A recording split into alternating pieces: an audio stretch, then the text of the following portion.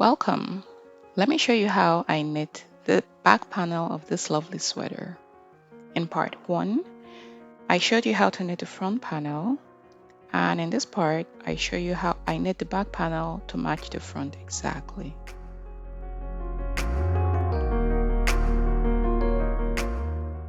From the rib to the armhole shaping for the back is exactly the same as the front. I knitted the exact same way. Okay, I'm going to leave a link up here to show you how I knit the front panel of this sweater. I reset my row counter at this point when I started the armhole shaping. And then once I finished armhole shaping, as I'm going to show you shortly, from that point on, I just continue to knit straight. After I finish this armhole shaping, I continue to knit straight in the pattern until my row counter read 98 rows. That's the length from my armhole shaping to neckline shaping. At this point, I'm at 98 rows and I'm ready to begin shaping the back neckline. Since my carriage is on the left, I'm going to shape the left neckline and set all my needles to the right to hold. So I'm pushing all of those forward to E position. Next, I'm going to set my row counter back to 0 because I like to keep track of where I am in each section. This is a neckline and shoulder shaping section. So then I set my pattern to remember by hitting that memo key. Remember to come back to 22 when I knit the right side. My change knob is set to patterning. I'm going to set my holding calm to hold and I'm ready to begin. According to my instructions, I should reduce 5 stitches. So I push those forward to E and then I knit 1 row across. I'm using the partial knit method for shaping this neckline. So now that I've knit 1 row, I'm going to push the next 4 needles forward to E as well. And I'm going to knit 1 row back.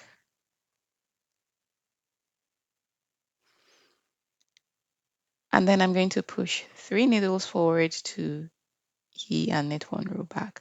And then 2 needles forward to E and knit 1 row back.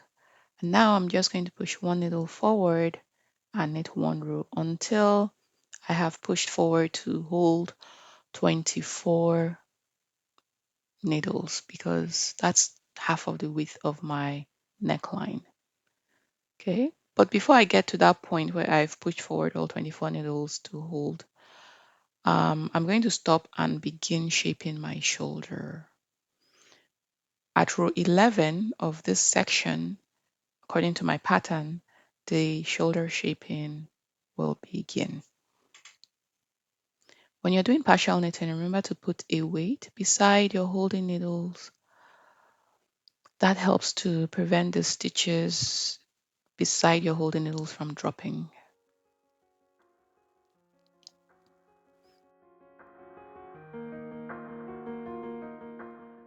I'm at the point where I begin to shape the shoulder.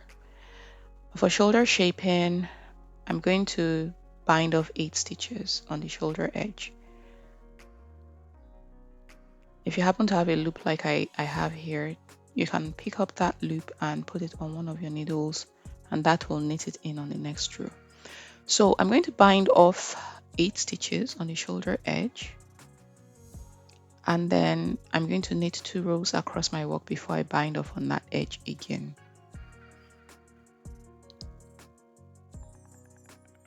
On my neckline edge, I've already pushed forward 1 stitch to E position, so I'm just going to knit across my work.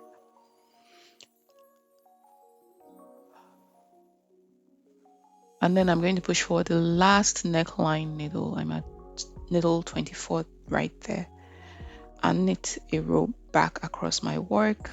My neckline shaping is complete. I'm not going to push forward any needles on that side anymore.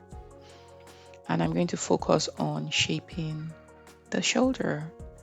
I'm going to continue binding off 8 stitches on the shoulder edge.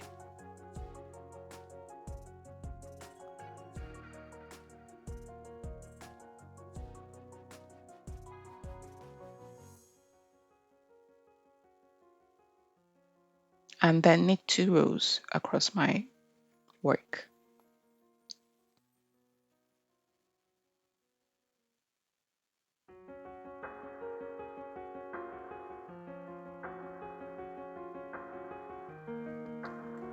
And I will continue like this, 8 stitches, knit 2 rows until the last 2 rows of my work.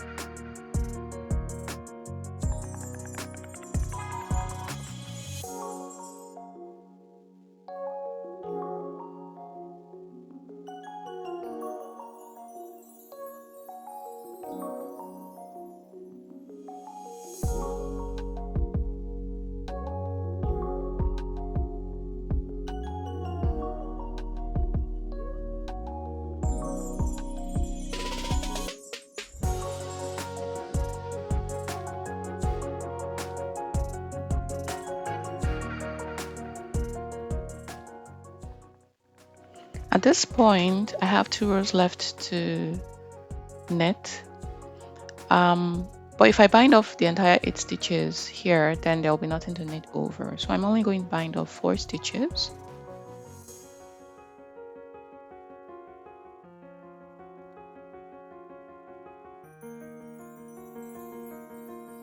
And then I cut off my secondary color. But I made a mistake here in that I failed to release my fairisle button, and my needles were out for fairisle knitting, and so they dropped off the needles. So what to do next time is when I cut the secondary color, I also have to switch to plain knitting so that I don't lose any stitches. So I manually picked up those needles stitches and manually knit them in and then bound off my work. And now the shoulder shaping is complete. Between where my neckline needles ended and my shoulder stopped, there's a short length that's also part of the neckline. So I'm going to pick that edge onto my needles. Take note of where it stops on this side. I picked up until I got to needle number 30. So on the right side, when I finish my neckline shaping and go to pick up this short length, I'm also going to stop at 30. Right side, I set my pattern row back to where it was for the left when I started by pressing the memo key. Then I'm going to push all of my needles that are at E right now from needle number 6 on the right to the end back to B position. So I take my transfer tool and I put those needles back to B, put the stitches that are behind the latch back on the latch, and then set my row counter to 0 so that I can keep track of this section. Then I push my carriage beyond the turn mark and push in my skip stitch buttons. That will help me to select the needles for the pattern with no yarn in my carriage. My holding comb is still set to hold, and then I'm going to move my carriage across my needles. So even with no yarn, no stitches will drop because my holding comb is holding and my skip stitch buttons are making sure B needles don't knit.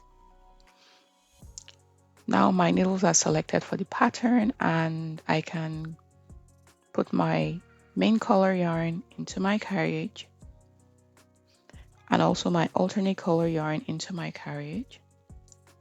Once I've done that, the next thing is to set my fairisle button, push in my fairisle button. Don't forget that if you leave it at skip stitch, what's going to happen is when you begin to knit, you'll be knitting in skip stitch and not fairisle. Okay, so push in the fairisle button and now I'm ready. I already have the first 5 needles out to hold. So I'm just going to knit 1 row across my work before I bring forward the next set, which is 4 needles out to hold.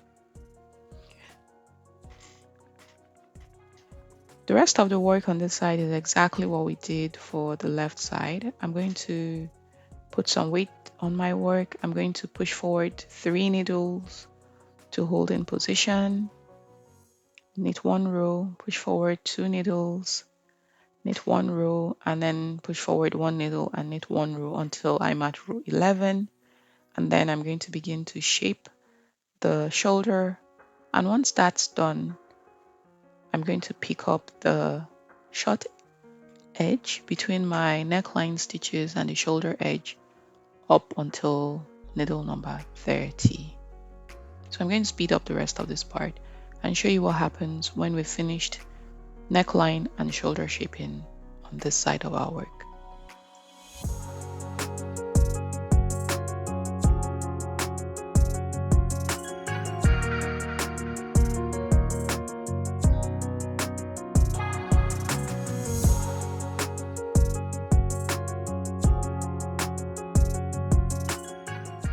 Now I'm going to set my holding cam back to not hold and release all my buttons, set my changing up to plain knitting. Now I have only my neckline stitches on, and I'm going to put some waste yarn in and knit 6 rows with waste yarn.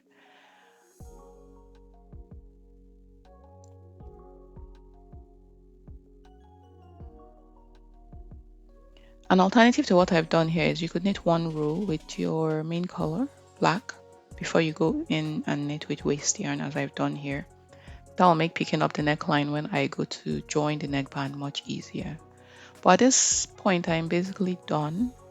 I'm going to take my work off the bed and show you how this neckline looks. Here it is.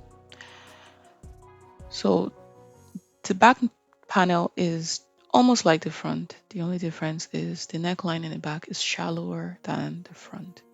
And the final thing I do for my work is I steam to uncurl those edges. It makes it easier when I go to join. I can see the seams and the stitches I'm picking up.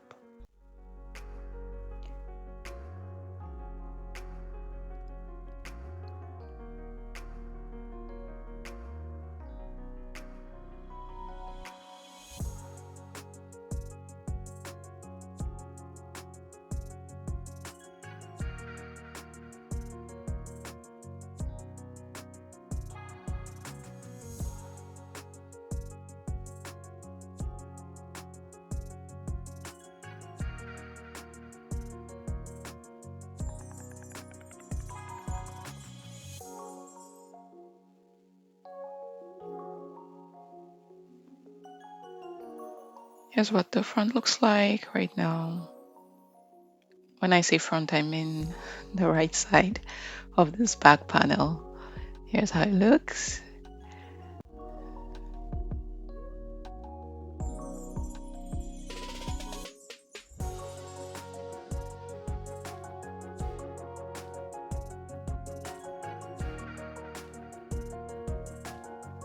And here's how it looks with the front panel placed on the back panel. You can see the difference in the depth of the neckline. I'm just going to fold both of them in half so that you can see the symmetry between the pattern on front and back. This is what you aim to achieve when you knit a fairisle pattern, that you will have your patterns match as much as possible. At least for me, I like to have the patterns match. If you watched so far, thank you so much for watching. Don't forget to leave your comments, like, share, and subscribe. In part 3, we're going to knit the sleeve of this sweater.